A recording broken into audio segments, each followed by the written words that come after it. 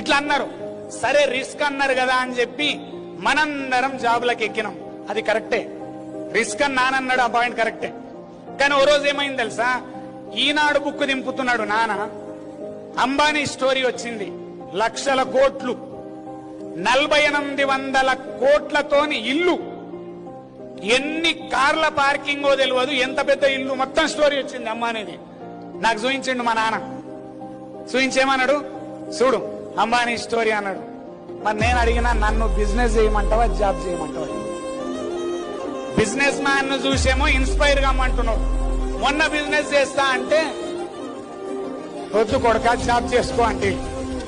అంటే middle class లో ఒక గమ్మత్తైన అలవాటు ఏమైంది తెలుసా, మనం రిస్క్ తీసుకోవద్దు, రిస్క్ తీసుకొని పైకి వచ్చిన చూసి చప్పట్లు కొట్టాలి.